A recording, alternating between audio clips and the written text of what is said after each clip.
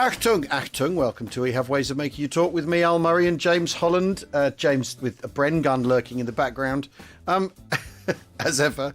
James, who are we talking to today? And I'm very excited about this. This is a thrilling thing to be talking about. Well, we're talking to an old friend of mine and someone you've got to know as well, who's an absolute expert on British intelligence in the Second World War. Written absolutely loads of books, been on loads of TV programmes, crops up all over the place, sort of offering words of wisdom about intelligence matters. It's Helen Fry, and Helen, I'm thrilled to have you on. Really, really am. Oh, do you know, I think it's fabulous. Thank you for having me. You're more than welcome. Now, Helen, there's so much to talk about because, I mean, if nothing else, you are incredibly prolific, and there's books all the time from you as you delve into stuff that I think people don't know about. And on my desk, I've in front of me of Spymaster, the man who saved MI6, about, well, I mean, a whole chunk of skullduggery and stuff that it's not so much that it's unsung, it's just simply that it's been secret. Well, that's it. I mean, he's lived for 40 years in the shadows of MI6, which during his lifetime and beyond didn't officially exist. Yeah. But the research, you mentioned all those books I've written. Yeah. Well, in actual fact, it's accidental. And that might sound funny, but I have been writing for over 20 years. So, yeah, probably about a book a year, maybe, something like that. But it kind of brings together decades of research. And so you fall into military intelligence, you found lots of other aspects around that. And so they're all kind of interrelated. So it does make sense, even though it was an accident initially. But first of all, we're talking about Spymaster. So who is, to tell us about Thomas Kendrick. Thomas Kendrick, born in British South Africa, 1881. He cut his teeth in intelligence in the final months of the Boer War. Well, I love the fact that he's cycling behind enemy lines. It's part of a bicycle brigade. So he's actually gaining intelligence for the British. And that really begins his career, as I said. And then between then and the First World War, he's still engaged in intelligence gathering for the British in South Africa. And he's moving amongst the kind of diamond mining communities. And I was not expecting to find some of those founding members of what today we call MI6 or the Secret Intelligence Service actually were involved in intelligence gathering in South Africa in the early 1900s. And so it kind of builds from there, and it kind of underlines much of my research where I kind of remind myself, never be surprised by what you're going to discover. So we've got spies, diamond mining and international connections, and it goes on from there. And then just very briefly to say, he serves in intelligence in the First World War. Then in the 1920s and 30s, he's undercover as the most important SIS head of station in Vienna. You might want to tease out a bit more of his life then. And then he goes on in the Second World War to be one of the most significant wartime intelligence commanders. And just for a chance conversation with a veteran, I might never have discovered that wartime story. Yeah. So, yeah, and I'm hooked now. I'm absolutely hooked. Tell us about this wartime story, though. Which one? So you want the the veteran you met. And the veteran. I mean, how did that come about? Well, I've been working on this story of I'm doing a bit more on this actually, on the 10,000 Germans who fought for Britain. Accidentally discovered that living in northwest London, realising that no one was telling these veteran stories, 90% of them Jewish, 10% of them sort of roughly anti-Nazis. And so I started on that, wanting to tell just one story. And you very quickly realise they start out in the Pioneer Corps, digging for victory. They're highly talented, fluent German speakers. The British government realised halfway through the war, oh my gosh, we've got these fluent German speakers. Let's transfer them for special operations, so SOE, for commando unit, known as 3 Troop or X Troop, and all kinds of other secret operations, as well as conventional warfare. And there was one veteran, Fritz Lustig, who I'd got to know during this whole period. And he said to me, you know, he'd fled Berlin, Jewish family. I always wanted to fight on the front line, was never given the chance. He said, I was stuck in Buckinghamshire. Well, I'm not in Buckinghamshire this morning, but a bit like I am now, we are with our headphones on, for 3 years of the war. Signed the Official Secrets Act. Did we do anything which made a difference to the outcome of the war? And I promised him I would work on the declassified files. And it's just brought up this incredible story that historic England have now recognised being on a par with the work of the code breakers. So they were known as the secret listeners, and they were German Jewish refugees transferred to intelligence at 3 secret sites outside London. I mean, you touched on it there, that we're well familiar with the story of the code breaking, Bletchley Park. I mean, almost to the point where I think now people have think that's how we won the Second World War, and that's the thing the British brought, is the code breaking. Whereas in fact it's part of a much bigger, in itself it's part of a bigger war effort, and then within intelligence it's only one of the sort of cogs, because after all the listening is used to tip off. They're looking for tip-offs, aren't they? They're looking for, have you flown the new, pilots saying to each other, have you flown the new Focke-Wulf yet? And then everyone's ears prick up, go, what new Focke-Wulf? Or it's they're looking for intentions, state of morale, all the things that you get from people talking to each other candidly. Yeah, it's unguarded conversations. So they have, what I love is the fact that psychology, they have a phony interrogation, and then they go back to where they're being held. If it's in the stately home, if it's Hitler's top commanders, they're kind of wandering around this stately home. The lower ranked prisoners are at 2 other sites, and they go back to their cell, and they boast to their mate what they haven't told the interrogating officer, and they talk about their war.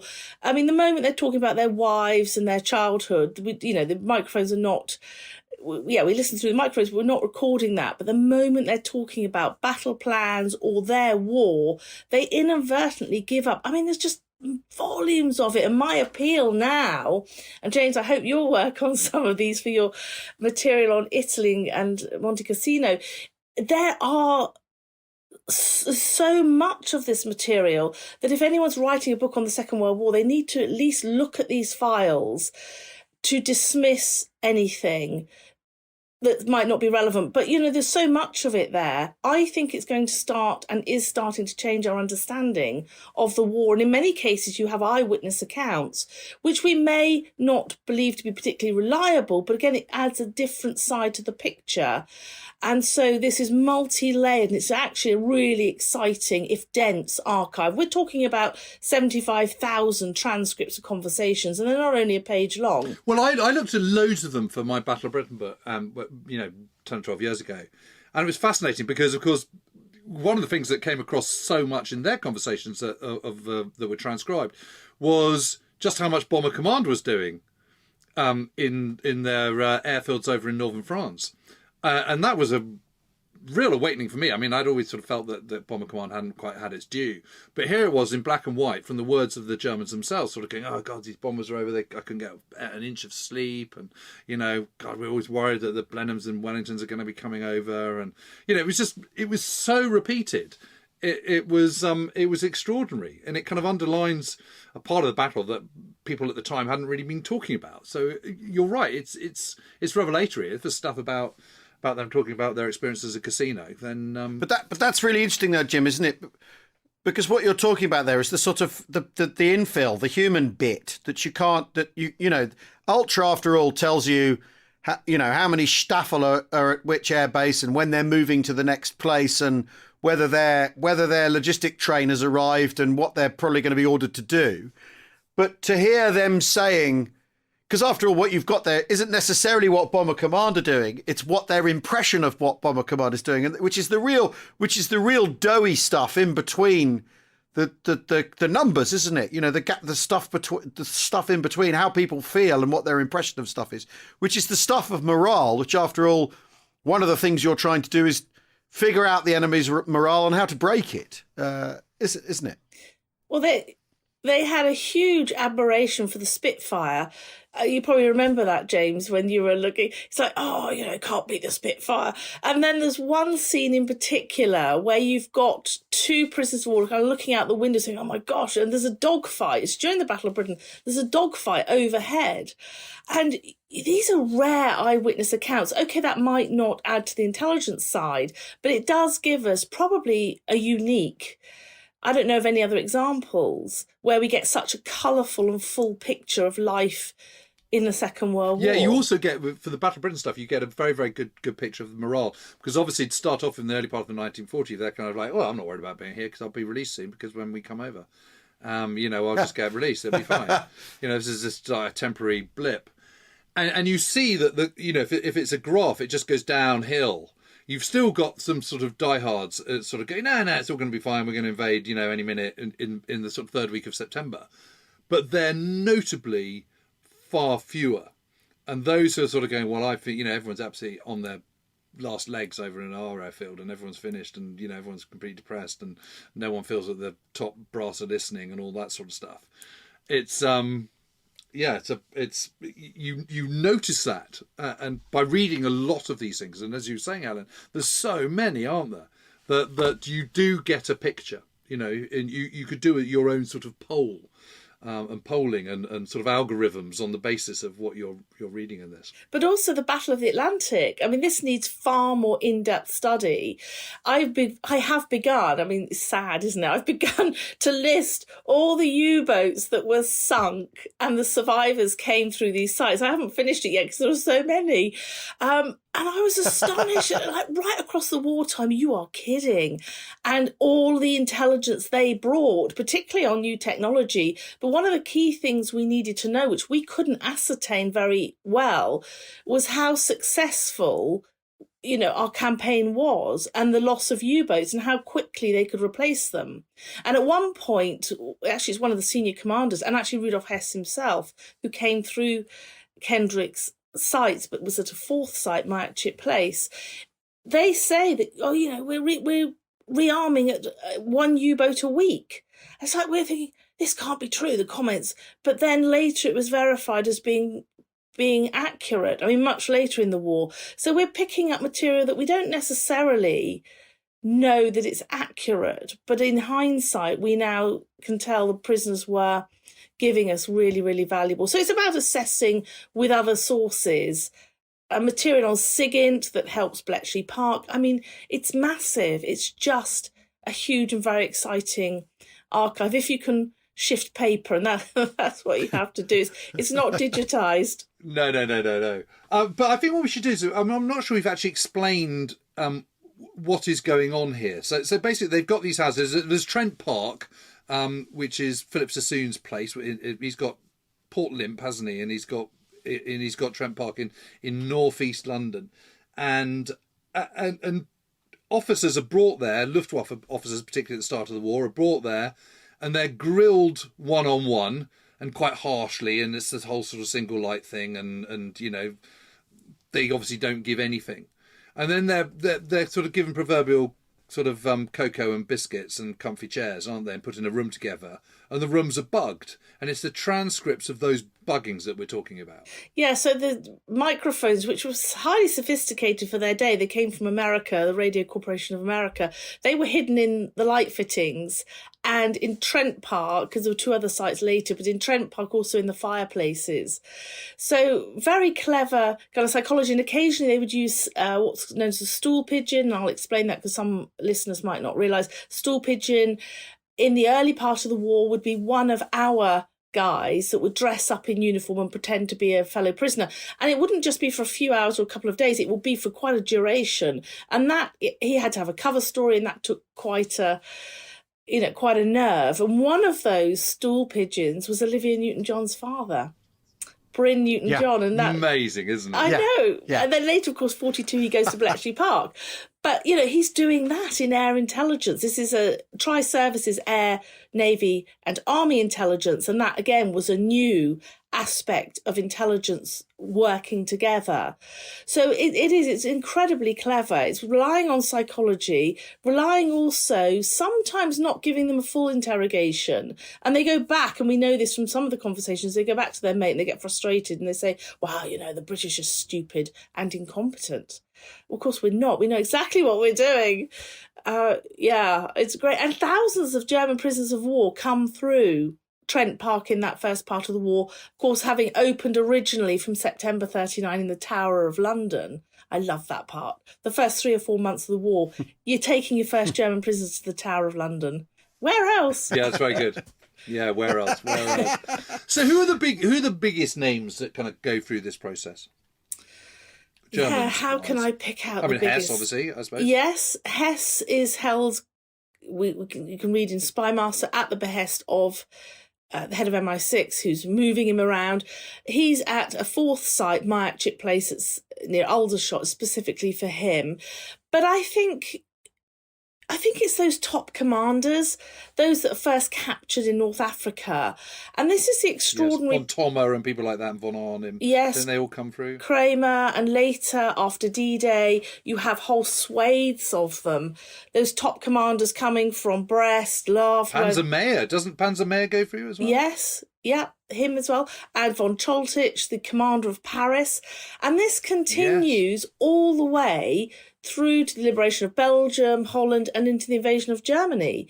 Even after the war, we are still bringing back key commanders that have been captured, and we're charming them in this luxury house at Trent Park. It's so full that they also have to use Latimer House and Wilton Park in Buckinghamshire to house some of those generals. General Ramka, who's captured in his bunker in Brest. You probably remember that in the book. He's captured a life in the colour with something ridiculous like 24 crates of champagne, cognac, his mistress and his dog.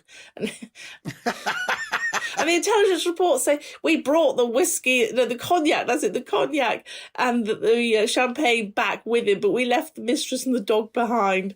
I mean, I love that.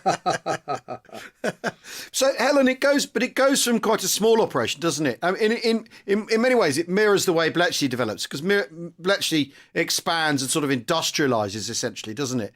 As they figure out how to, what they've got to do to attack the Bletchley, to attack Enigma and Lorentz, they've got to sort of expand and have a massive effort.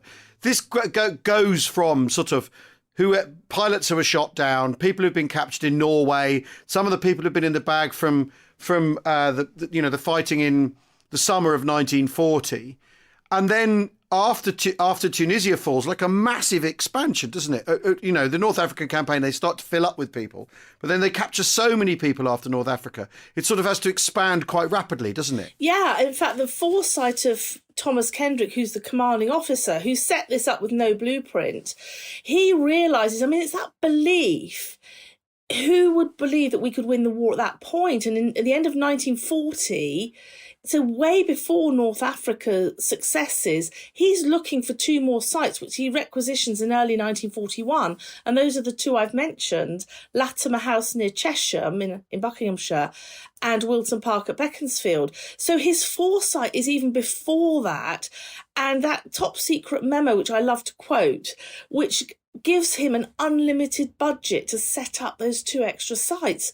And you think, what's happening already at Trent Park is not speculative. It's actually making a difference to the war. So we are picking up eventually, and this is a report at the very end of the war, which gives you an idea, I think, of concrete intelligence. 95% of the intelligence we gain on German radar and night fighter tactics came solely from the bug conversations. Now, I find that extraordinary. I wasn't expecting to find that. And that's early. And so Kendrick knows that what they are gathering, and especially the belief we are going to capture those top commanders. It's an extraordinary belief. We're going to capture them. And when we do, we're going to make sure we get the intelligence. And they're treated differently, as you know from reading both of the books. We give them a life of quite outrageous relative luxury. We keep them in the stately home in Trent Park. So the lower ranked prisoners are at the other two sites. And they are given flowing whiskey, gin. They're taken to Simpson's on the Strand for lunch. They're taken eventually... Yeah, that's amazing, isn't it? Well, Churchill, of course, supported this. He thought it was a fantastic operation. But when he walks in one day to Simpsons and sees the generals having this amazing lunch, he's not happy. And so, but Helen, sorry, the generals being taken to lunch at Simpson on the Strand. I mean, why? Are they not smelling a rat, or are they just so vain that they just think because they're important generals that's what happens? I mean, what's going on? Yeah, it's the same with Well, the Americans who were involved in this after Pearl Harbor were told, because some of the other generals went to America, and there's a book, Hitler's Generals in America. If you put Hitler's top commanders in Nissen huts with barbed wire, even though you wire them for sound, they will behave like prisoners of war. You won't get any intelligence. And that book showed that to be true. A brilliant book. Well, Kendrick, you see, who had a lifetime of espionage in the 20s and 30s, who understood German psychology and the psychology of these top commanders, if you put them in a stately home and treat them as military gentlemen with utmost respect, they'll throw caution to the wind. It's proved it. I mean, they're not stupid. They're highly educated. Many of them have served in the First World War. They are top commanders. And they've been warned, if the British capture you, your conversations will be bugged. They even bugged the bell tents in North Africa. I mean, honestly, but it's their ego. And just to top it all, Kendrick says, well, I think they should have a welfare officer. And this is, unbelievable, isn't it? They create a fake aristocrat to befriend the generals that moves in and out of the house with them, takes them to Simpsons on the Strand. When Simpsons is blown, Lord Aberfeldy, as he's named, actually transfers the whole lunch operation to the Ritz Hotel, and Churchill never finds out. It's just amazing, isn't it? Absolutely amazing. Well, poor Kendrick gets a memo from the Director of Naval Intelligence one day. It says, have you seen the bill for the gin from the Ritz Hotel? This has to stop. But he does. There's a great film to be done on this, isn't there? Well, there's a play, isn't there? Well, there is, a radio play from the 60s about it. That would be good to resurrect that, actually. Well, I think we're on the trail of that play. I think we've managed to find it, okay, so you've taken steps, haven't you, Al? Yeah. I do have a copy of it, so... Yeah. Well, it's who owns it is the issue. Who owns the rights? Whether because they redid it as well in the 80s. The BBC revived it, did another production of it in the 80s. Anyway, so why? So I think we're coming to the question: who is Kendrick and why is he so good at this? How has he come at this idea? And you say before the war, of course, he's an incredibly important station chief in Vienna. Yeah. So what's going on in Vienna? I mean, we hear about diamond mines, but what's the Vienna connection? Well, don't forget he has been involved with prisoners of war in France in the First World War. He's been involved in counter-espionage, working with Claude Dancy, who later becomes the deputy head of MI6. Yeah. And others like Stuart Menzies. He's there. There's a whole raft of them. From 1925 to 1938, Kendrick is posted to Vienna, and that's where he's given no training. He's actually got to make it up as he goes along, and this is where his natural instincts and interpersonal relationships. He was just a very relaxed, humorous man, and people just loved him. He was always interested in others. You never knew what his own political views were. And he spent those 13 years in Vienna setting up spy networks into all parts of Europe, Czechoslovakia, Hungary, into eventually Italy.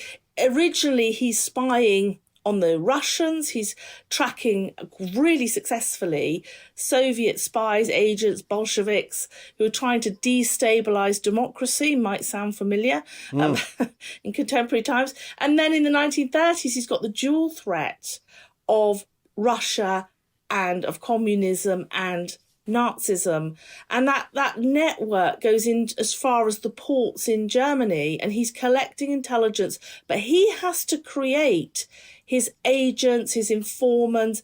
We don't know. We have no idea how many, because of course that's never been released. Yeah. But how he's doing it is simple. Have a few cocktail parties at least once a week. Cocktail parties, attending state opera. It was very cultural. Sorry, Helen. What's his official presence in Vienna? His official role is as a British passport control officer. Right. So that's why he can have parties.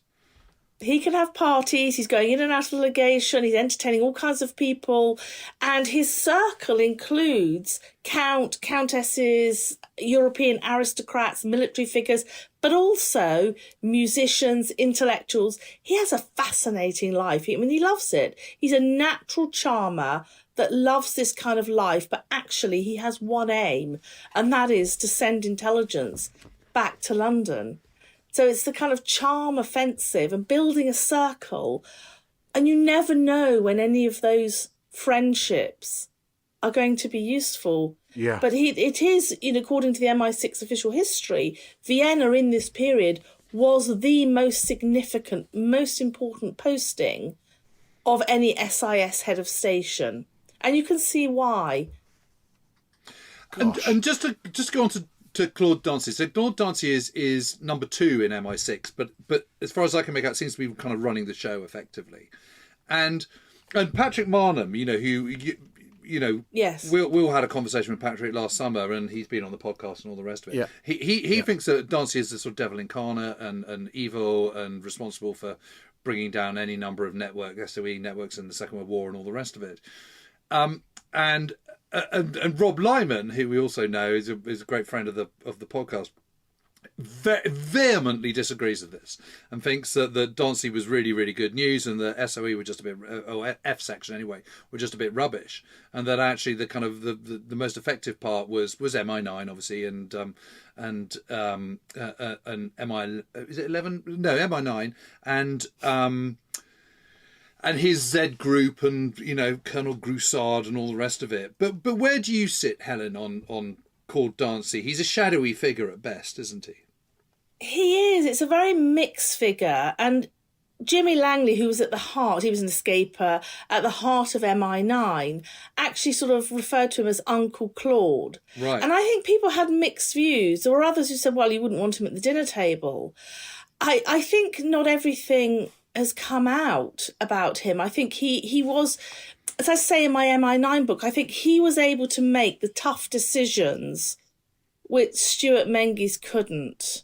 So his dictum, as I always like to say this, every man has his price and every woman is seducible. That's Dancy. I mean, I don't know if it's true.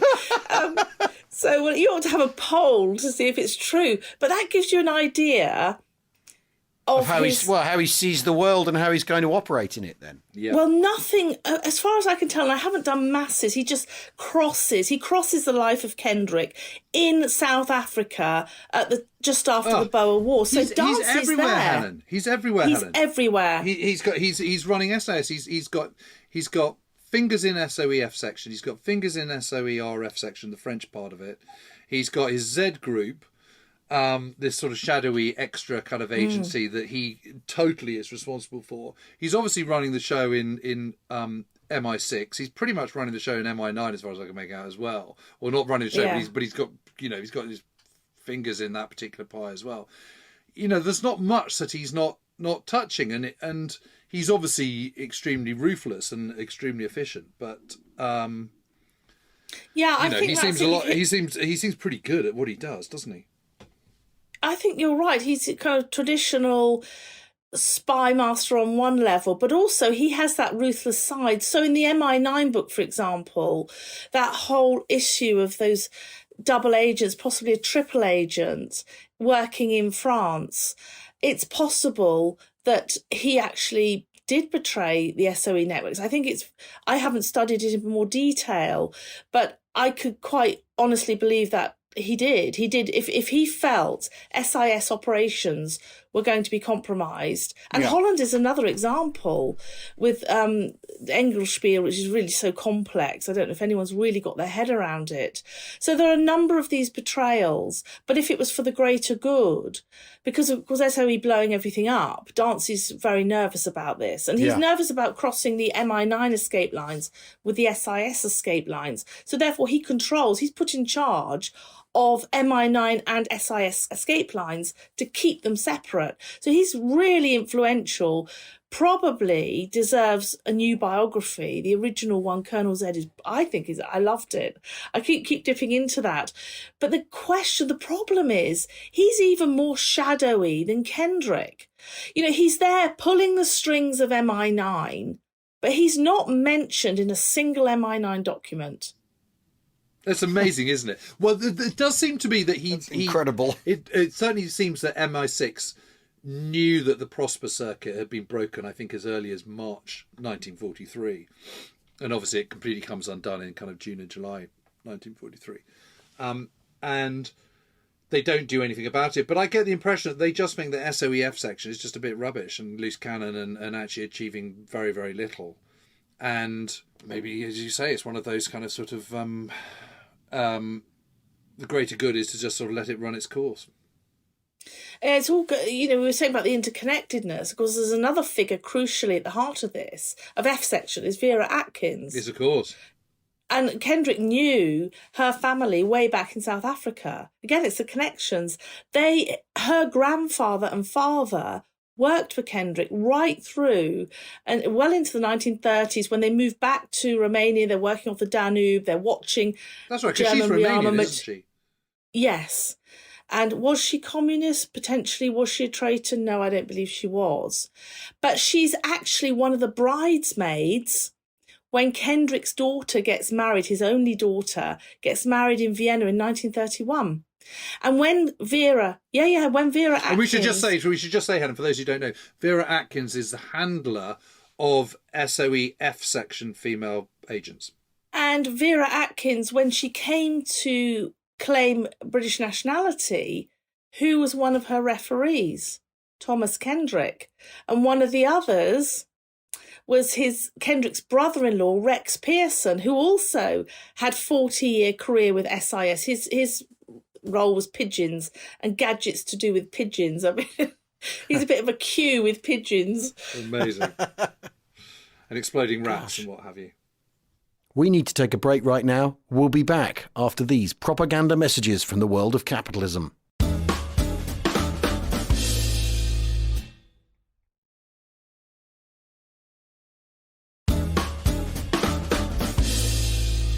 Welcome back to We Have Ways of Making You Talk. You're able to read the transcripts of the stuff that they're getting hold of at Trent Park and so on, and Latimer House. But how far can you actually push into? How can you echolocate someone like Claude Dauncey if he's not in the records, if he's not in MI9's records yet he's pulling the strings? How do you find these? How do you locate these people? Is stuff still super secret, unresearchable? Because when I saw you at SOFO, you were saying that you'd put in a request about Hess's 5 days at the Tower of London, and the government have gone, no, we can't show you that. Or they said, no, there's no such thing, and you can't have a look. I can't remember what you told me. You said this basically means he was there, they did interrogate him, but they won't let us look at it. Yeah, so if we use Hess as a good example, yes. Hess, his days in the Tower of London, before he's transferred to Matchett Place, yeah, I worked through the Foreign Office files, the FO 1093 series that have been declassified on Hess. And there are about 16 files, and you think, great. Well, actually, when you look at what's in those files, it only boils down to a couple that are of any interest. The rest are all about Mrs. Blogg's writes to the government and says she thinks Hess has also got contact with her friend Whatnot in Munich and all that kind of thing. It's all this kind of censorship material. You think, hang on, this is no use to me at the moment as a historian. So there is very, very little of meat then. I realise that that period in the Tower of London is not covered. I mean, there are references to it, but it's not covered.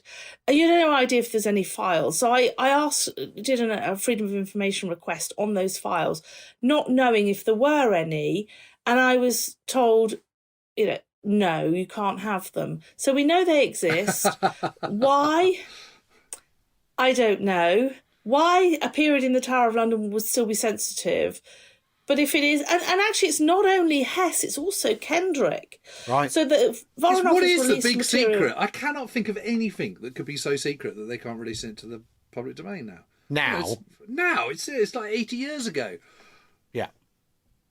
I don't know, but I'd like to poke around in the archives. You'd love to find out, immersed in this. I mean, you must have an inkling as to. I mean, what could be so sensitive that those files are still not allowed? I mean, or is it don't- just caught up in kind of? But there was an attempt the year, well, not an attempt, but a sort of idea the year before of getting him to defect, wasn't there? That fizzled out. That MI6 had. Isn't that right?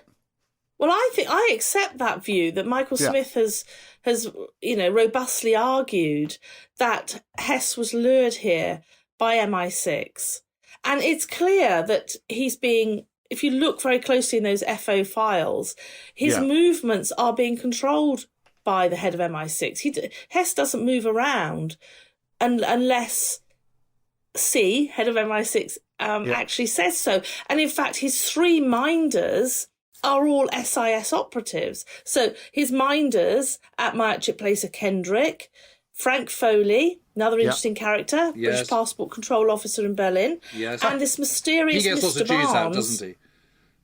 Yes, he does. Like Kendrick in Vienna. So there's a parallel career there. And then this mysterious Mr. Barnes who nobody's ever identified.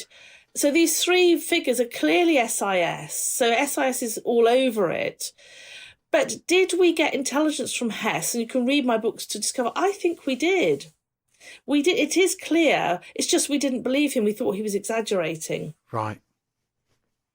I mean, he was a nutcase. I mean, Kendrick thought he was a nutcase. Well, yes, because there's the nutcase bit as well with Hess, which sort of muddies the pool, doesn't it? Really, that he's a loony doesn't sort of help. But I mean, surely we could know that now. Surely if that's in the documentary record now, who would be harmed by the idea that because I suppose in the Cold War. It's just before Barbarossa. The last thing you want is the impression that the British were talking to the Nazis just before the Germans attack the Soviet Union. You could see that. That would look like we were going behind their back. That would be damaging at the time, wouldn't it? Don't you think, Jim? Yeah, I guess so. But now I just don't understand it. I don't see what the big deal is, and I don't understand why they won't release details of, Claude Dancy and other stuff from MI6. I mean, what's the big secret? Well, it could be methodology. I don't know. I mean, it's the same with Kendrick. Not all his stuff. I was told, this folio, whatever number, is being withheld in the interest of international security. What? Well, that's an interesting one. But of course, sometimes files are released. Yeah. And historians look at them and think, well, what was all the fuss about? Yes. So what? Because we knew that anyway, or is it him saying he revelatory? He prefers lemon tea to Earl Grey? Like it's just not relevant. Well, of course, the story at the end of John le Carré, David Cornwell's book on Pigeon Tunnel. I don't know if you've read this, but at the end of his autobiography, there is this massive safe when MI6 moves from Broadway buildings to its current, I love the current building, it's great. Yeah. Where they move there's this safe and they think they should open it and see what's in it. And no one's got a key, and they ask previous heads of MI6, and they go back to the last survivor and nobody's got the key. So in the end, they get somebody special to break it open and there's nothing in it. And then someone says, well, do you think we should take it with us? We could use this. I say, yes. So they pull it out. And John le Carré was there when this happened. They pulled out the safe. And what was behind the safe? Rudolf Hess's pants. No. And this is true. That's so brilliant. And there was a label on it which says, please, can you analyse this? Analyse the material. What for? Skid marks or something? Oh, dear.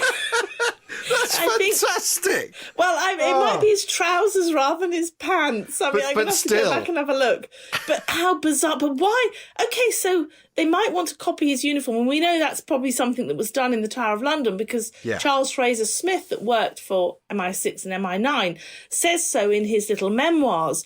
But why would you hide Rudolf Hess's trousers or pants behind the back of a safe?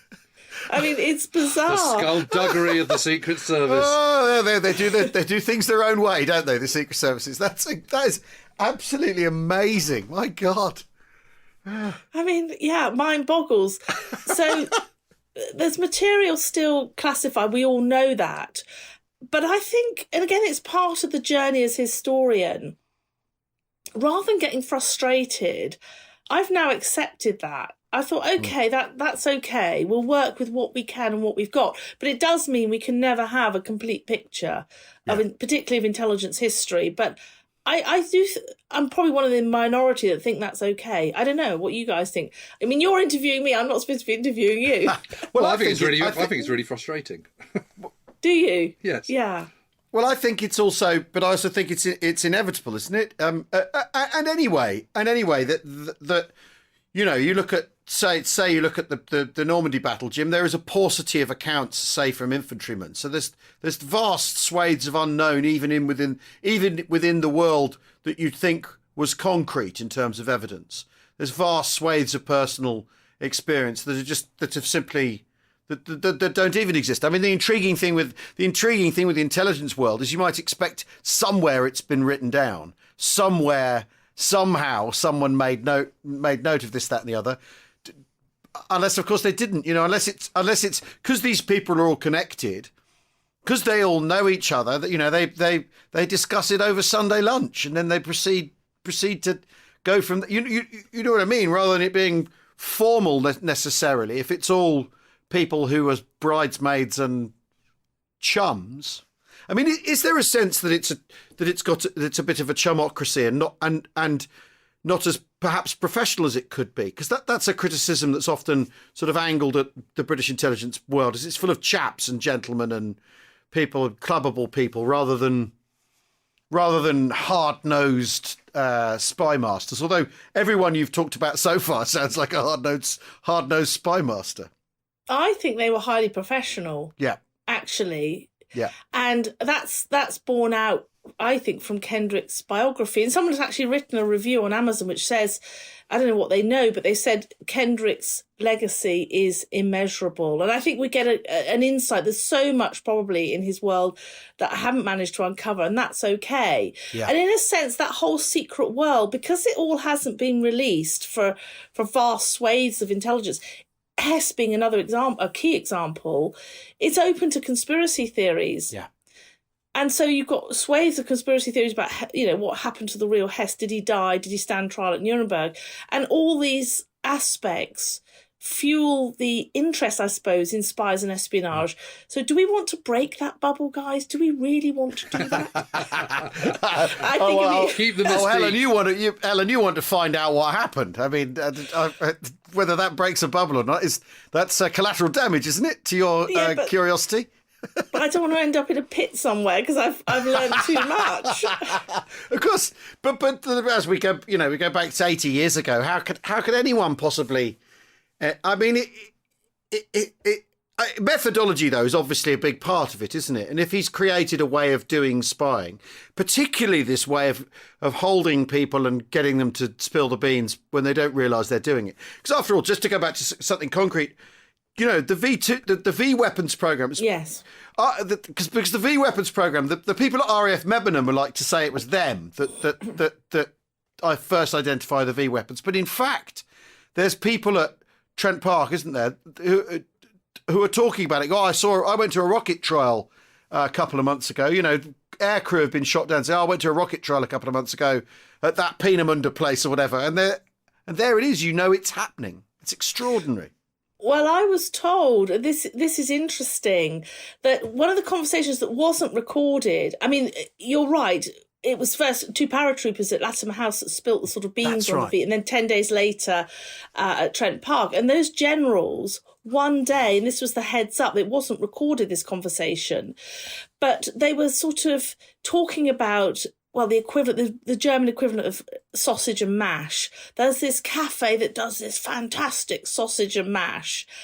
And the interrogators were thinking, what is a high-ranking general doing in a tiny village? And, of course, it was a few miles from Peenemünde. Yeah. What's he doing over there? And so they were kind of alerted. They thought something, and then 10 days later, you know, they start admitting we're losing the war. Stalingrad has fallen. They get delayed news of that. Real broadcasts, fake broadcasts given them to them in the house. And they start talking about, you know, we are going to win the war. We're going to win the tech war. And at Trent Park, we discover that corroborative evidence of the V1, V2. And that's what prompts another series of flights by the RAF over Peenemünde. Yeah. Because the images from 1942 in RAF Mebnen, we couldn't work out what that was. But yes, now we're flying over in 43. And a deeper dive into Spymaster and this whole V weapons. Now, one of the prisoners at Latimer House in July 43, so we're about a month before Peenemünde, said, and whether it could have succeeded is a different matter, Hitler intends to invade Britain in September 43 with the V weapons. So for all the progress, and I would heavily defend, and I know I'm on shaky ground here with you guys and your knowledge, but I would heavily defend that without the discovery of those V weapons, which meant the first V1 didn't land on London until a week after D-Day, I don't think we could have mounted the D-Day landings. I think these could have been turned on our troops in Italy. You've also got, we're losing the war, say the generals. They're knocking out our mobile sites now because they're talking about it to the hidden microphones. And, General Passenge is the general that says, no, we've got the V3 coming. I'd never heard of a V3. We're tracking Hitler's atomic bomb program. And I will repeat something which, if anyone's heard a previous podcast of mine, I always say, because I think it's helpful. I was told that in intelligence circles, as late as February 1945, without Kendrick sites and without Bletchley Park, we still could have lost the war because Germany could have won the tech war.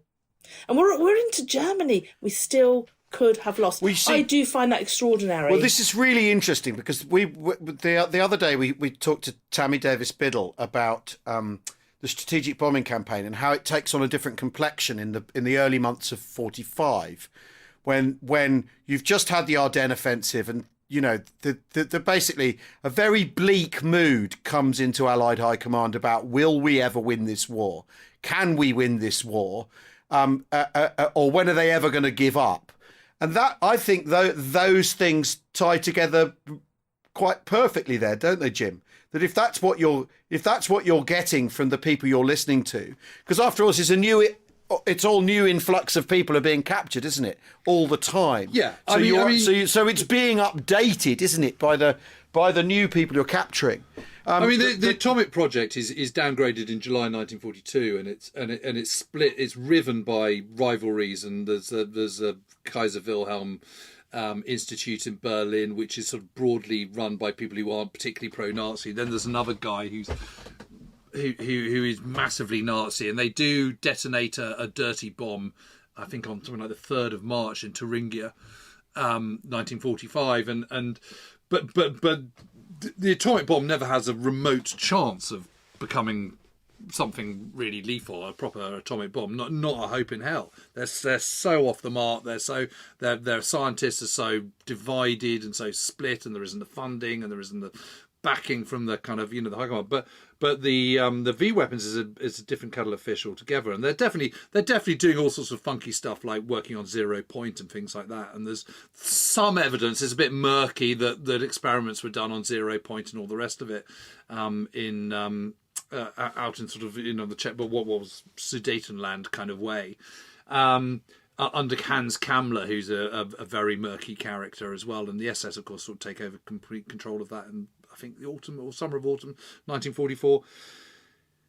I don't know whether they did have the stuff that could have changed the course of the war or not. But the point is, the perception is, and that's exactly the point, and it's feeding into this feeling of that because after the Ardennes offensive, where the Americans take a real hammering, don't they? And it's there. And those 2 months of 45, January and February, the worst casualty months for the Americans of the whole war, because they've also got, again, if you zoom out, you've got the fighting the Japanese going on as well. That it's this feeling, will it ever end? And if the Germans have got something up their sleeve tech-wise, it might mean you go to 46, and this thing just goes on, but it basically seems to be going on forever. And I think that plugs into what we were talking to Tammy about the other day. Because I tend to be like, by January 45, foregone conclusion, That's how I feel. Well, I think it is a foregone conclusion. But I think the interesting thing is that it doesn't seem that way when you're on the ground at the time. Yeah. And as you know, as Tammy said, February 1945 was one of the darkest days of the entire war. And actually, I think you could argue that April 1945 is an even darker one, despite the fact that it's kind of all bar over. And in the European war, there's still a hell of a lot of fighting going on. A hell of a lot of people losing their lives around the world in April 1945. But one of the things about this whole area, particularly with the V3, I mean, for me, I've searched quite a lot in the archives. It's the only known reference to V3 at this time in the declassified files. It's all underground. It's a very difficult, scenario now. It's all underground. And how do you know it's there? Aerial photography, you can't pick it up unless and we are getting it from those bug conversations. Yeah.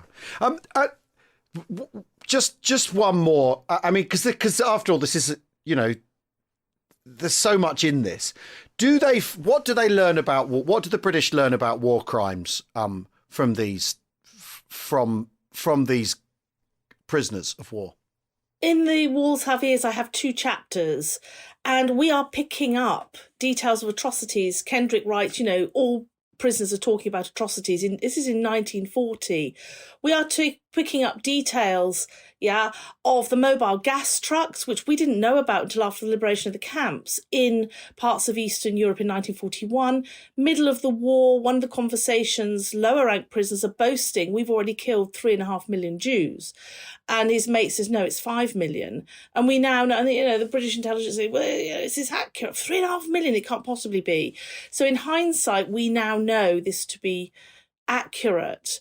But we're also picking up information about the camps themselves. And Kendrick actually asks the prisoners who've actually spent time in the camps, maybe as guards, to actually draw the layout of the camps. So there are these extraordinary hand drawings of the layout of camps as well. And Helen, sorry, what are they able to how do they act on that? Because one of the controversies of war is that, we knew about Auschwitz and we knew about the death camps earlier in the war and we didn't do anything about it, and should we have done? I mean, obviously you can't go over and bombing Auschwitz because it's just not as simple as that. But yeah, could we have used this in a different way, and how are we using the information that's coming through this? Well, Kendrick asked those secret listeners to keep those acetate discs that the conversations are recorded on of the atrocities and mark it red A for atrocities. And he believed that this would be used for the war crimes trials. And those prisoners of all ranks, including Hitler's top generals, admitted, not all of them, but a lot of them admitted to war crimes. So we're going to do these guys at Nuremberg. Except at the end of the war, I uncovered this fierce debate within MI9 about releasing this material or not. And in the end, it was the head of MI9 who said, no, we've entered the Cold War with, well, of course, still using techniques. This cannot be released to Nuremberg. And the shocking thing is that not a single German general was, faced justice because those bug conversations were not released at Nuremberg. The only one who did was SS Kurt Meyer, and he had tons of evidence on him, other evidence. Yep. So it's the dilemmas of intelligence gathering. And he then gets let off, doesn't he? Yeah, and the justice is not done. And it for 70 years, it means that the Wehrmacht, the German army, had a clean bill of health. They were not seen as the ones committing the atrocities. We now have a different view of history. And that's what I meant when I said early on, I think this material is going to change some of our understandings of the Second World War. I mean, you've got von Choltitz. Saying, the Fuhrer told me, said we're killing Jews. We didn't want 1,000 Jews shot a day. That you've got direct connective tissue to Hitler himself in the Holocaust, which, after all, for a lot of people is did he know? How much did he know? What did he know? And you've got people in these camps actually saying that they've seen this happen. Yeah, and Kendrick having that moral compass, and I've said elsewhere, that he would kill, like Dantzi really, he would kill to protect the secrets of his nation. But he had a moral compass, and after the liberation of Belsen, he made it compulsory viewing, and there are now 100 of Hitler's top commanders at Trent Park. It was compulsory viewing for them to see film footage of the liberation of Belsen. And they bugged their reactions. Oh, it wasn't, us. Will you cover for me? I don't want to be a war criminal. I didn't realise it was as bad as this. But General von Felbert says, and he's absolutely right, we're disgraced for 1,000 years and not a single year will wipe out what we've done. So there's that realisation of the absolute horror, and the details in the conversations, just blasé, talking about how they killed women and children, and men stood at the edge of the pit, shot them. I mean, it's so graphic. Some of it is really, it's hard to finish reading that conversation. Yeah. Helen, this is so fascinating, and your passion for the subject is really brilliant. I absolutely love it. Because this is this stuff is you want it to come centre stage, really, don't you? In a way that Bletchley Park has, because the story of Bletchley has sort of dominated things, really, hasn't it? And the research I've been doing lately, the stuff I've been looking at lately, indicates that the Germans had done a very good job on penetrating our signals intelligence as well, actually, and that for all the we knew what they were having for breakfast stuff that we like to say about the Germans, they certainly knew certainly in the desert for a good year, they knew exactly what we were going to do, but they didn't have this. They didn't have this extraordinary thing. And I think that Kendrick's efforts should be better known, I think, is incredibly important. Like you say, it's like a whole other dimension to looking at everything. I seriously will heavily defend that without Kendrick's unit, if you take away all that intelligence, and I do urge historians to start looking at this, take away that intelligence, could we have won the war? What difference would it have made? Yeah. And I do want to say that it's not only winning, and the intelligence war against Nazi Germany, and this is something that rang true, and I kind of realised from an analysis for Spymaster, by 1943, Kendrick knew that the Russians were the long-term threat again. They're our allies at that point. But what you see at these sites, he has now got that dual spying again. He's collecting intelligence on Germany, but he's also collecting intelligence on Russia, because we hadn't been spying on Russia up to 43. Yeah. So what we've got to, that goes back to that comment on the Amazon, Kendrick's legacy is immeasurable. Yeah. And it's the head of MI9 who writes to Kendrick at the end of the war and says to him, "You have done a Herculean task. A grateful nation should thank you for what you've done, but I don't suppose it will." Wow, it's so top secret. But look, now we can reclaim that legacy, can't we? Yeah. We can put him centre stage. He belongs there. He might not have wanted that because he was always very, very discreet, but he absolutely belongs there. Well, Helen, thanks so much for coming to talk to us. I can't recommend Walls Have Ears or Spymaster highly enough. They're absolutely fascinating, and my wife's grandfather worked at Latimer Park. He's in the index. He's in the list of characters in the back of the book. That's very strong. Now you tell me. Yeah. Well, and I get but his daughters. So my mother-in-law and her sister, they don't know anything about it. They know that he did this. They know that that he was there, but they don't know beyond that. They don't know anything about it. So I gave them both the book for Christmas, so they could find out what Captain E.A. Morton, Ted, did during the war.